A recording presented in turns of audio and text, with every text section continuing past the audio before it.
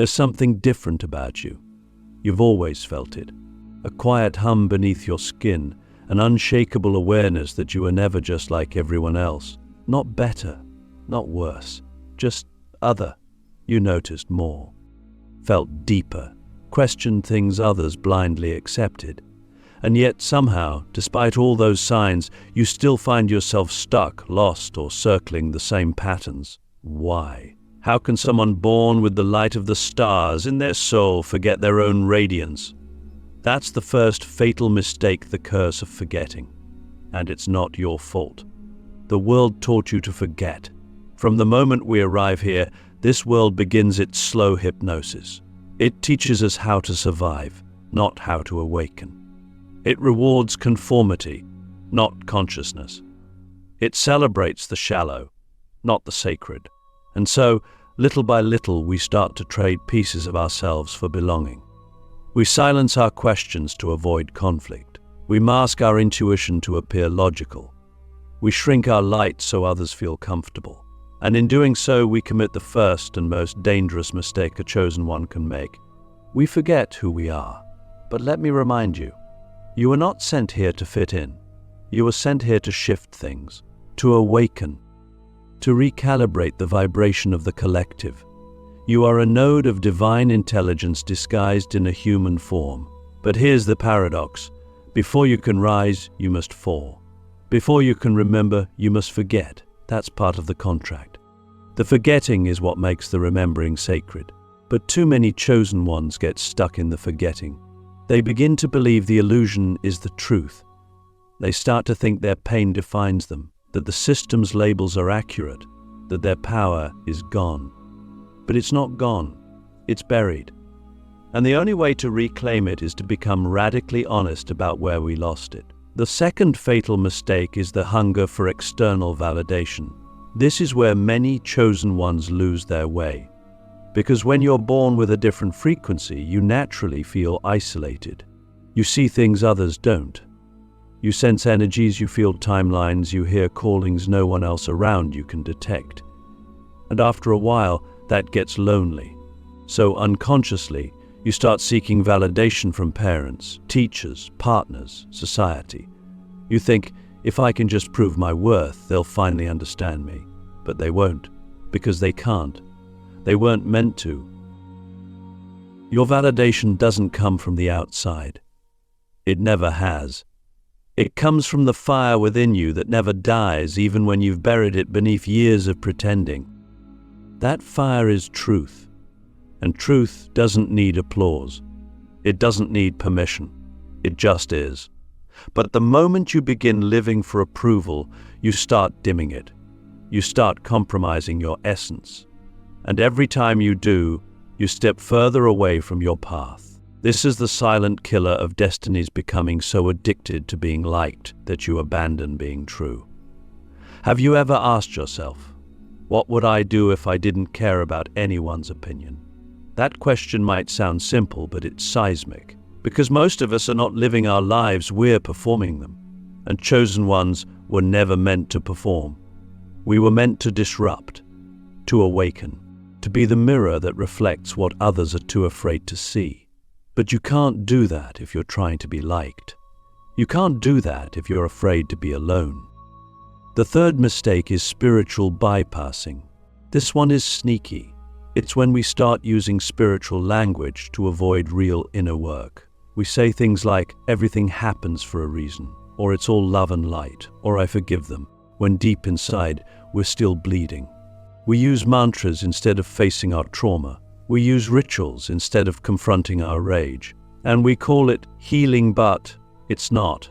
It's avoidance dressed in sacred robes. And the universe sees through it. Being chosen doesn't mean you're above pain. It means you're called to confront it more directly. Your pain is not a distraction. It's your path. Your anger is not a flaw. It's a compass. Your grief is not weakness. It's the water that softens the soil so your soul can grow. But if you keep bypassing your humanity in the name of spirituality, you'll end up hollow, enlightened on the surface, but numb at the core. And maybe that's the real test. Can you be divine and raw? Can you hold the frequency of light while still honoring your shadow?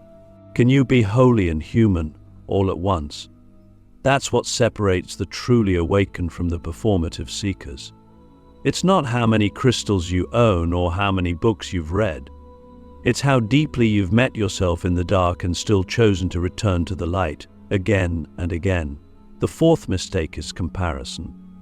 This one might seem mundane, but it's one of the most spiritually destructive forces in existence. Because when you compare your path to someone else's, you instantly disconnect from your own divine timeline. You begin to doubt your journey. You start to think you're late or behind or not doing enough. But who told you that your awakening needed to look like someone else's? Who convinced you that your pace wasn't perfect? Comparison is the language of the ego. It thrives on separation.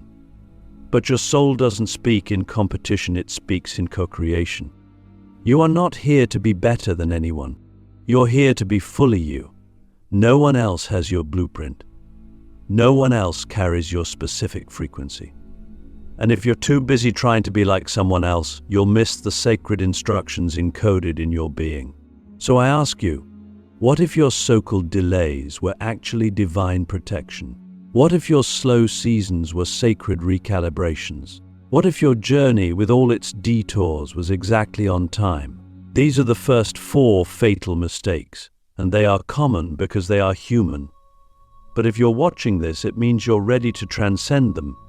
It means you're ready to remember what the world made you forget. You are not here to survive. You are here to awaken. And that awakening begins the moment you stop looking outward and start returning inward, where your power, your truth, and your destiny have been patiently waiting all along. Click subscribe to this channel to get more profound spiritual lesson. There's something tragic about wasted power, not because it disappears, but because it decays. And when you're a chosen one, your power never truly leaves you. It just turns inward. It collapses into itself. It eats away at your spirit from the inside. That's what happens when you hide your light. That's what happens when you refuse to step into your calling. You don't just lose momentum, you begin to rot spiritually. And this is the 5th fatal mistake, the prison of potential. Living in the illusion of what you could be, instead of becoming what you are. You know the feeling, that quiet ache in your chest, that persistent whisper that says, there's more. You feel it when you're alone. You hear it in moments of stillness. You sense it when you watch others rise and something inside you says, that could be me. But instead of acting, you hesitate. You delay, you doubt. You give yourself more time. You say things like, I'm not ready, or I need to heal more first, or maybe one day. And all the while, your soul is screaming, not because of what you're doing, but because of what you're not doing. Let me be direct. Chosen ones don't have the luxury of waiting forever. Your gifts are not ornaments. They're tools. Your light is not decoration. It's medicine. And every moment you suppress it, someone out there continues to suffer in the dark. This isn't about ego. It's not about being seen or celebrated. It's about service. Your potential isn't yours just to admire, it's your responsibility. And suppressing it doesn't make you humble. It makes you complicit in the suffering you were born to help heal. The truth is, hiding your light is not safe, it's self-sabotage. Because the longer you bury your gifts, the heavier they become. They start to haunt you. You'll feel it as anxiety, depression, frustration. You'll feel it as a restlessness that no relationship, job, or distraction can fix. That's your soul knocking. That's your divine essence reminding you that your silence is a betrayal. And eventually, if you ignore it long enough, life will intervene. Either gently or violently, and maybe that's already happened to you. Maybe life has already stripped away the things you thought mattered. Maybe the relationship ended, the job collapsed, the old identity fell apart, and you thought you were being punished, but you weren't. You were being positioned, Life was clearing space for your becoming, because potential without action becomes poison, and the universe refuses to let a chosen one stay asleep forever. So let me ask you something only you can answer. What brilliance are you hiding out of fear? What truth are you keeping quiet because you're afraid of being misunderstood? Who are you not becoming because you're still waiting for someone to give you permission? That's the paradox. You keep waiting for a sign, a moment, a divine green light. But you are the sign. You are the moment. The green light is in your heartbeat. The universe doesn't need to say more. It's been shouting through your intuition for years. And now it's not just a whisper, it's a roar. You either rise or repeat. And no, rising doesn't mean you have it all figured out. It means you stand up even while shaking. It means you speak the truth even when your voice trembles. It means you show up imperfect and messy, because the world doesn't need polished saints. It needs real ones. The ones who've been through the fire and came back with ashes in their lungs and stars in their eyes. The prison of potential is built on illusion. That you'll have more time, that it's not your turn yet, that someone else will do it better. But that's the lie. The truth? The world is starving for your frequency. And every second you dim it, the collective suffers. You were never meant to be a maybe. You were meant to be a movement. There's a strange sickness spreading through the spiritual world right now, and most people don't even know they've caught it.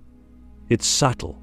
It wears the right crystals, says the right affirmations, meditates at the right times, even posts the perfect quotes about healing and ascension. But underneath all that performance, there's a hollowness, a numbness that's hard to name. That's the sixth fatal mistake, awakening in reverse. Going through all the motions of spirituality while your soul remains untouched. Looking woke on the outside, but still asleep on the inside. We live in a time where spirituality has become a brand, a performance, a curated identity. And for the chosen ones, those who are truly here to shift the human story, this is a dangerous trap. Because we're not called to look spiritual. We're called to embody truth. But embodiment requires something most people will avoid at all costs: radical inner excavation. It's not pretty. It's not Instagrammable. It's not clean or polished. It's messy, raw, and terrifying. It's crying on the floor at 3 a.m. because your ego is dying. It's admitting you're still jealous, still afraid, still full of doubt. It's not about being perfect. It's about being real. But the moment we swap authenticity for aesthetics, we begin to reverse our awakening. We start wearing spirituality like a costume, not a commitment. We talk about vibration, but we don't do the shadow work. We speak about love, but we haven't forgiven ourselves. We pretend to be healed, but we haven't even begun to confront the parts of ourselves that are frozen in time, still stuck in childhood pain, still echoing with the voices that told us we weren't enough. And in that pretending, we numb out. We build a spiritual identity so convincing that even we start to believe it. But deep down, there's a quiet voice saying, "This isn't it. This isn't real."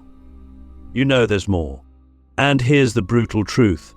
Numbness in the spiritual path is more dangerous than pain. Pain wakes you up. Numbness keeps you in place while convincing you that you're awake. It creates an illusion of progress without transformation. It gives you the feeling of enlightenment while your soul starves in silence. And the longer you stay there, the more disconnected you become from the real mission, the reason you were chosen in the first place. So I have to ask you something now, and I want you to answer with your soul, not your mind. What sacred inner truth have you been pretending to master before you've even truly met it? What wound have you rushed past in your quest to appear high frequency? What shadow have you buried beneath incense and mantras, hoping it won't come back up? This is not about shame. This is about liberation. Because the moment you stop performing healing and start practicing it, everything changes. You begin to feel again. You begin to see clearly. You begin to remember why your path is not supposed to look like anyone else's. You realize that your brokenness is not a problem to fix its holy ground. And your numbness, that's just your soul's way of asking you to slow down and feel. To finally stop hiding behind knowledge and start living wisdom. You see, the real ones, the truly awakened, don't need to announce it. Their presence transmits it. Their energy speaks louder than their words. They don't need to convince anyone because they're not here to be followed. They're here to activate. And that activation can only come through deep, embodied, lived truth, not theory, not language, but soul-level integration. So if you've been floating in the shallow end of your own awakening, if you've been using spiritual tools to avoid spiritual work, this is your invitation to dive deeper, to stop pretending, to stop numbing, to stop performing, and instead to feel. Because the only way forward now is through the numbness, through the noise, through the layers of false identity that you've collected like armor. You don't need them anymore. They're heavy. Let them fall. You didn't come here to be liked. You came here to be lit, with fire, with truth, with presence. And that fire can't burn if you're too busy keeping your image intact. It can't burn if you're afraid of being messy, raw, or wrong. Real awakening isn't a highlight reel. It's a death and a rebirth. And it begins the moment you stop pretending to be someone who's already there and start walking the path for real. There is no pain greater than the quiet despair of a chosen one who has walked away from their mission. It's not the kind of pain you can explain. It's not loud or dramatic. It's a silence that follows you everywhere. A weight that presses on your chest when you wake up. A subtle ache that bleeds into everything you do. This is the seventh and final fatal mistake. Abandoning the mission. Not because you weren't capable, but because you convinced yourself you weren't ready, or that it didn't matter, or that someone else would take your place. But the truth is, no one else can take your place. That's the unbearable beauty of being chosen. When you walk away from your mission, you don't just disappoint the universe, you fracture yourself. You split from your essence. You create a life that looks fine on the surface but feels hollow underneath. You might succeed by society's standards, but every win feels empty. Every step forward feels misaligned. Because you're not walking your true path, you're surviving a version of life that was never meant for you. And the longer you stay there, the more distorted your light becomes. Until all you have left are echoes of what could have been. Let me say this with love, but also with fire. Your mission is not optional. It's not a hobby. It's not something you do when it's convenient or when you feel inspired. It's why you're here. It's the thread that connects every wound you've ever carried, every gift you've ever been given, every lesson you've ever learned. To walk away from it is to betray the very essence of your soul. That's spiritual suicide, not because you die, but because you stop living in any meaningful way. And I get it. The mission is heavy. It's lonely. It demands more than most people will ever see. It asks you to be honest when it's easier to lie. It asks you to lead when you're still healing. It asks you to serve when you feel empty. But it's also the only thing that will ever fully fulfill you. You can try to distract yourself.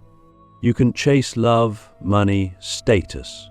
You can build entire lives around avoiding the call. But the call will always find you. In your dreams, in your triggers, in the quiet moments when everything else fades and you're left with the truth you've been trying to outrun. So let me ask you one final question, maybe the most important one of your life. What would your world look like if you finally stopped running? What would happen if you turned around and faced the mission you've been avoiding? What would awaken inside you if, instead of waiting for clarity, you moved with conviction? What would rise from your bones if you stopped asking for proof and started walking as if you were already chosen because you are? The truth is, no one's coming to activate you. No mentor, no retreat, no ritual is going to do the part that only your soul can do. You have to choose it. You have to claim it. The universe has already said yes to you. Now it's your turn to say yes to it. And when you do, when you finally stop abandoning yourself, the mission won't feel like a burden. It will feel like home. Because this is what you've been searching for in everything else. That sense of being exactly where you're meant to be. The peace that only purpose can give. The fire that only alignment can feed. And yes, it will still hurt sometimes. Yes, you'll still doubt. But now, it won't break you, because you'll know who you are, you'll know why you came, and you'll finally be living like someone who remembers. Welcome back. We need you. The mission begins now.